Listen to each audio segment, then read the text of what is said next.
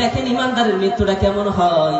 আমার ভাইয়েরা, আমার বন্ধুরা, একটু খেয়াল করে শুনুন। ইমানদারের মৃত্যু যখন চলে আসবে, মালাকুল মউত ফেরেশতা এসে ডাকতে বলবে, হে প্রশান্ত আত্মা, বের হয়ে আসো, বের হয়ে আসো, তোমার রবের দিকে চলে আসো। আল্লাহু আকবার।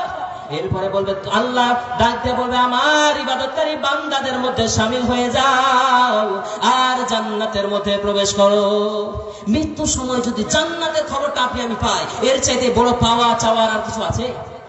আল্লাহু আকবার, আল্লাহু আকবার। আমার ভাইরা, মৃত্যু যখন হয়ে যাবে, মৃত্যু যেহেতু হাসবে, মৃত্যু যখন আসবে, মৃত্যু থেকে কেউ বাঁচতে পারবো না। মৃত্যু একদিন হবে। মৃত্যু থেকে যতই আপনি পালানোর চেষ্টা করেন, পারবো না। মৃত্যু যখন আসবে, এমন মৃত্যু হোক যে মৃত্যুতে আল্লাহ সুসংবাদ দিয়ে রাখবে, বান্দারা চলে আসো, আমার বান্দাদের দলে ঢুকে যাও, আমার জান্নাতে যাও। আল্লাহু আকবার। এত সুন্দর সুসংবাদের মৃত্যু আমরা চাই না? আমার ভাইরা, মৃত্যু যখন আসবে, দেখেন, একটাবার খেয়াল করে দেখেন তো, আপনার আমার যখন মৃত্যুটা হয়ে যাবে, চোখ দুটো যখন বন্ধ করবেন, একবার ভাবেন, নিজেকে নিয়ে একবার ভাবেন না। যখন আপনার আমার মৃত্যুটা চলে আসবে, আপনার আমার দমটা যখন বন্ধ হয়ে যাবে, আপনার আমার সন্তানগুলো আশেপাশে বাবা বাবা বলে চিৎকার করে কাঁদবে।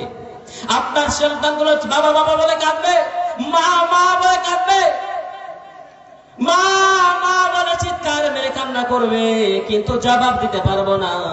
একটা বার যদি দমটা বন্ধ হয়ে যায়, টাকা পয়সা ধন সম্পদ যা আছে সব থেকে যাবে। আপনাকে আমাকে অন্ধকার কবরের মধ্যে যাওয়া লাগবে কিনা? যেটা বলে, কবরের মধ্যে একদিন কিন্তু ঠিকই যাওয়া লাগবে। আমার ভাইরা, আমার বাবাজিরা, আমার চোখটা যখন বন্ধ হয়ে আসবে, মৃত্যু হয়ে যাবে, একটাবার খেয়াল করে দেখেন, মৃত্যু যখন হয়ে যাবে, আপনার আমার লাশটা যখন সুন্দর করে খাটের উপরে শোয়া দেওয়া হবে, আপনার আমার নিথর দেহটা পড়ে রবে। কিছুক্ষণ পরে দামি পোশাকগুলো খুলে ফেলা হবে। এই পোশাকগুলো থাকবে না, সাদা একটা কাপড় দিয়ে ঢেকে দেবে। এরপরে আপনাকে আমাকে গরম পানি বড়ই পাতা দিয়ে গোসল দিবে। এরপরে আপনার আমার লাশটা যখন গোসল দেওয়া শেষ, এরপর আপনার আমার লাশটাকে মরণ খাটলির মধ্যে শোয়া দিবে। সংক্ষেপে শুধু কিছু কথা বলছি, একটু মাথায় রাখার চেষ্টা করেন। আমার ভাইরা, বাবাজিরা আমার, এবার যখন আপনার আমার লাশটা নিয়ে যাবে, আল্লাহ রাসূল সাল্লাল্লাহু আলাইহি ওয়াসাল্লাম বললেন, যদি ঈমানদার ব্যক্তি হয়, মৃত্যু ব্যক্তিটা চিৎকার করে বলতে থাকবে, আমাকে তাড়াতাড়ি নিয়ে যাও, আমাকে তাড়াতাড়ি নিয়ে যাও। কেননা মৃত্যুর সংবাদ সুসংবাদ শুনেছে।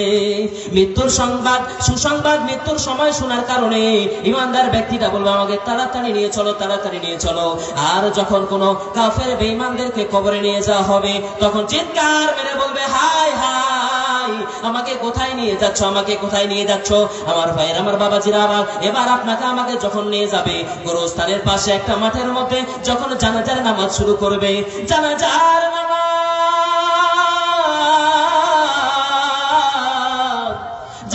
নামাজ যখন শুরু করবে, আল্লাহু আকবার বলে যখন জানাজার নামাজ শুরু হয়ে গেল, আপনার আমার নিথর দেহটা পড়ে আছে, কোনো কথা বলতে পারবেন না। জানাজা শেষ করে আপনাকে আমাকে কবরের মধ্যে রেখে আসবে। কবরে রাখার পর মাটি দিয়ে সবাই কিন্তু চলে আসবে, কেউ আর থাকবে না। থাকবে? কেউ থাকবে না, কেউ থাকবে না। আপনাকে আমাকে একা রেখে চলে আসবে। এমন সময় আপনার আমার কাছে ফেরেশতা আসবে দুইজন, ডাক দিয়ে উঠিয়ে বসাবে। অনেক লম্বা ঘটনা, শুধু সংক্ষেপে বলছি। এরপরে এক নম্বরে প্রশ্ন করবে, মান রব্বুকা, ঠিক কিনা? এক নম্বরে যখন প্রশ্ন করবে, মান রব্বুকা, তোমার রব কে? প্রশ্নের যদি জবাব দিতে পারি, আমি সফল। আর যদি জবাব দিতে না পারি, আপনি ব্যর্থ। এটা তো সবার জানা যে মান রব্বুকা প্রথমে প্রশ্ন করবে। আমি এটাকে জানা কথাটাই আবার বলতে চাই না, এর মধ্যে একটা শিক্ষা আছে, ওই শিক্ষাটা আজকে বের করবো ইনশাআল্লাহ। সেখানে প্রশ্ন করা হবে আরবিতে। কোন ভাষায়? আরবিতে। মান রব্বুকা, তোমার রব কে? আমার ভাইরা, আমার বাবাজিরা আমার, এই রব শব্দের বেশ কয়েকটা অর্থ আছে। তার মধ্যে একটা হলো রব মানে প্রতিপালক, যিনি লালন পালন করেন। লালন পালন করা কাকে বলে জানেন? একটা ছোট্ট বাচ্চা জন্মের পর থেকে সারাক্ষণ তার মা যেইভাবে দেখে দেখে রাখে, বাচ্চা কেন কান্না করছে, বাচ্চার কি লাগবে, বাচ্চা খাবে বলতে পারে না, কান্না করে, ঠিক কিনা বলেন? ছোট বাচ্চা কথা বলতে পারে না, শুধু কান্না করে। ওই সময় মা যেই রূপ ভাবে ছোট্ট বাচ্চাটাকে দেখে দেখে রাখে, এটার নাম হচ্ছে লালন পালন করা। অনেক সময় ছেলেরা যদি একটু দুষ্টমি করে, মা খালারা ডাক দিয়ে বলে, এত কষ্ট করে তোকে লালন পালন করলাম এই দিনটা দেখার জন্য, ঠিক না? এর নাম হচ্ছে লালন পালন করা। আল্লাহ পাক রব্বুল আলামিন আমাদের কোন সময় কখন কি লাগবে এই সব কিছু দেখে দেখে রাখেন, এই জন্য তিনি হলেন রব। 2 নম্বরে রব মানে রিজিক দাতা, যিনি আমাদেরকে খেতে দেন। এখন যদি দুনিয়াতে কেউ নিজেকে দাবি করে আমি 16 কোটি মানুষকে খেতে দেই, তাহলে বুঝতে হবে ও নিজেকে রব বলে দাবি করছে। কেন রব শব্দের অর্থ হচ্ছে রিজিক দাতা, কথা বলেন ঠিক কিনা? তাহলে নিজেকে রব বলে দাবি করেছিল কে? ফেরাউন। ফেরাউন বলেছিল আনা রব্বুকুমুল আলা, আমি সব চাইতে বড় রব। এখন হয়তো কেউ নিজেকে রব বলে দাবি না করলেও কেউ কেউ বলে যে আমি 16 কোটি মানুষকে খেতে দেই, আরো 2-4 লাখ মানুষকে খেতে দিতে পারবো। সম্মানিত ফেরাউন বাবাজিরা আমার, একটু মাথার মধ্যে ঢুকে এনেন, সে সময় ফেরাউন ছিল, এখনো ফেরাউনের উত্তরসূরিরা আছে না নাই? আছে। তাহলে 1 নাম্বার প্রশ্নের জবাব দিতে হবে রব্বি আল্লাহ, আমাদের রব কে? আরো আওয়াজ দিয়ে বলতে হবে আমাদের রব কে? আল্লাহ। এই কথাটা যদি কবরে বলতে পারি তাহলে আপনি আমি বাঁচবো। রব শব্দের 2 নাম্বার অর্থে ছিলাম রব মানে রিজিক দাতা। রব শব্দের 3 নাম্বার অর্থ হলো রব মানে আইন দাতা। দুঃখজনক হলেও সত্য এটাই, আপনি আমি নামাজের মধ্যে আলহামদুলিল্লাহি রাব্বিল আলামিন পড়ি না? আপনি আমি প্রতিপালক হিসাবে রবকে মেনে নেই, আল্লাহকে আমরা রব বলে দাবি করি। আমরা নামাজের মধ্যে আল্লাহকে রব বলে দাবি করি, আল্লাহ আমাদেরকে খেতে দেন এটাও বিশ্বাস করি। কিন্তু রব মানে আইন দাতা, এই যা এখানে আপনার আমার ঘাটলা আছে। কিছুদিন আগে একজন নেতা বক্তব্য দিলেন যে কোরআনের আইন যদি বাংলাদেশে কায়েম হয়, কোরআনের আইনে মুসলমানদের জন্য অধিকার ঠিক আছে, কিন্তু অন্যান্য ধর্মের জন্য অধিকার লাগবে, আইন আরো করা লাগবে। নাউজুবিল্লাহ বলেন। আচ্ছা বলেন তো, কোরআনে কি অমুসলিমদের কোনো অধিকারের কথা নাই? আছে। আল্লাহ পাক রব্বুল আলামিন জানিয়েছেন, হে রাসূল, এই কোরআন আল্লাহর কালাম 3টা জিনিস দিয়ে পরিপূর্ণ। ওয়া তাম্মাত কালিমাতু রাব্বিকা সিদকান ওয়া আদলা। আল্লাহ পাক রব্বুল আলামিন বললেন, হে নবী, আপনার রবের কালাম এই কোরআন 3টা জিনিস দিয়ে পরিপূর্ণ। 1 নম্বরে কোরআনে যা কথা আছে সবগুলো সত্য। সব কি? যারা বলেন কোরআনে কি কোনো মিথ্যা আছে, কোনো ভুল আছে, কোনো সন্দেহ আছে? আল্লাহ পাক রব্বুল আলামিন জানিয়েছেন, যালিকাল কিতাবু লা রাইবা ফীহি হুদাল লিল মুত্তাকিন। এটা এমন একটা কিতাব যার মধ্যে কোনো সন্দেহের অবকাশ নেই।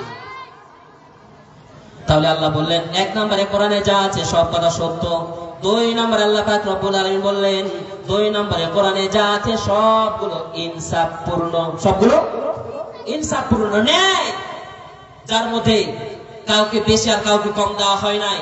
কোরআনুল কারীমের আইন যদি কায়েম হয়ে যায় তাহলে কাউকে কখনো অন্যায় অবিচার তার উপরে করা হবে না। এখন কোরআনের আইনটাকে যদি আপনি না চান তাহলে কি হবে? আল্লাহ পাক রব্বুল আলামিন জানিয়েছেন সূরা মাইদার 45 নম্বর আয়াত। আল্লাহ পাক রব্বুল আলামিন বললেন, ওয়ামা আনজালাল্লাহু ফাউলাইকা হুমুল কাফিরুন। আল্লাহ এর আয়াতের শুরুর অংশে বলছেন, ওয়ামান লাম ইয়াহকুম বিমা আনজালাল্লাহু। আল্লাহ বলছেন আমার নাজিলকৃত আইন দ্বারা যারা বিচার করে না, ফাউলাইকা হুমুল কাফিরুন, এরাই হচ্ছে কাফের। যারা আল্লাহ কোরআনের আইন দিয়ে বিচার করে না এরা কি? কাফের। এটা আমি বললাম সূরা মাইদা 45 নম্বর আয়াত, আল্লাহ নিজে বলছেন। আমার ভাইয়েরা, যে কথা বলছিলাম, রব মানে আইনদাতা। রব মানে কি? আইনদাতা। এই রব মানে যদি আইনদাতাকে মেনে নিতে পারেন, শুধু এখানে নয়, প্যান্ডেলের মধ্যে নয়, বাস্তব জীবনে যদি রব বলে আইনদাতা হিসাবে আল্লাহকে মেনে নিতে পারেন। আর চলুন আর একটু কোরআনের দিকে চলে যাই। আল্লাহ পাক রব্বুল আলামিন জানিয়েছেন, আল্লাহ পাক রব্বুল আলামিন বললেন, ইন্না ইন্নাল্লাযীনা ক্বালু রাব্বুনাল্লাহ সুম্মা ইসতাকামু তাতানাজ্জালু আলাইহিমুল মালায়েকা।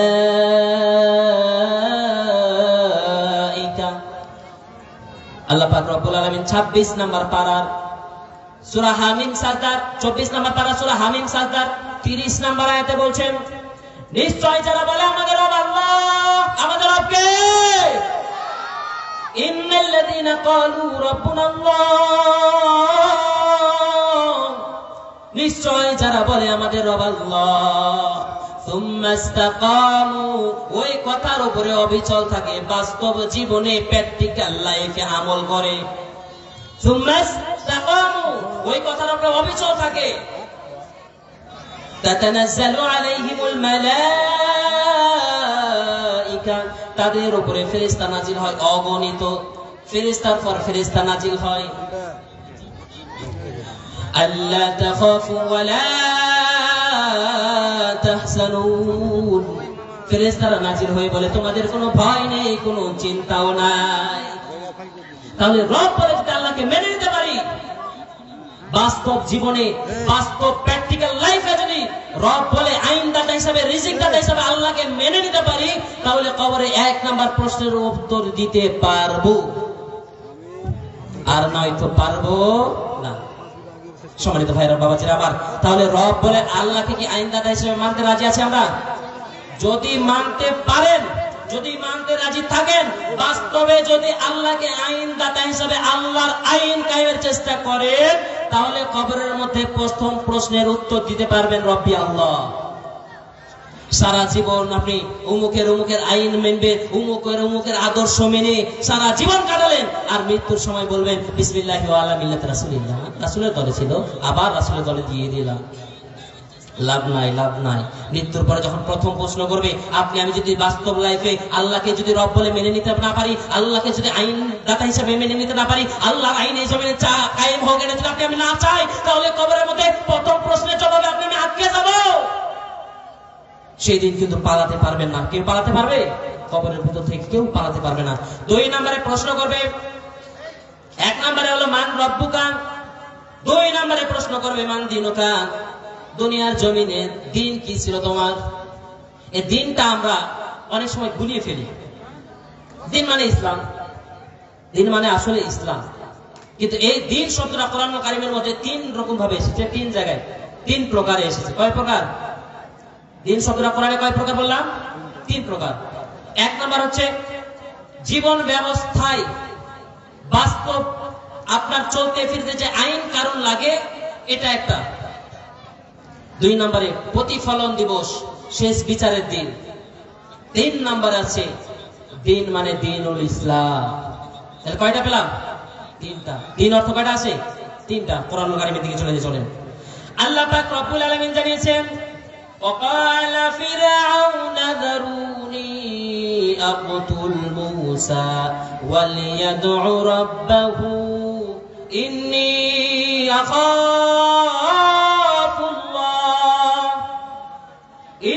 أخاف أن يبدل دينكم। সূরা মুমিন 26 নম্বর আয়াত। চলুন একটু ইতিহাসটা জেনে নেই। ফেরাউন, সে সময় ফেরাউনের আমলের দিকে তাকান। ফেরাউন যখন রাষ্ট্র ক্ষমতায় এইরকম চেয়ারে বসেছিল, এমন সময় আল্লাহ মুসা আলাইহিস সালামকে দুনিয়ার জমিনে পাঠালেন। এই মুসা আলাইহিস সালাম আসার পর যখন আল্লাহর দিকে মানুষকে আহ্বান করলেন, দ্বীনের দিকে যখন মানুষকে ডাক দিলেন, এমন সময় ফেরাউন ডাক দিয়ে বলেছিল আমাকে ছেড়ে দাও। তখন সে প্রধান, তখন দায়িত্বে আছে, তখন চেয়ারের উপরে আছে। মশানি আলাদা, চেয়ারে থাকলে মশান আলাদা হয় না, মানুষকে মানুষ মনে হয় না, বলে ইচ্ছা মতো মারো। সম্মানিত ভাইরা বাবাজিরা আমার, যারা মানুষ মনেই করে না, ওরকম একটা ছিল ফেরাউন। ফেরাউন এবার বলছে আমাকে ছেড়ে দাও, আক্তুল মুসা, আমি মুসাকে হত্যা করবো। কেন মুসাকে হত্যা করবো? কেননা মুসা আমার দিনকে পাল্টে দেবে।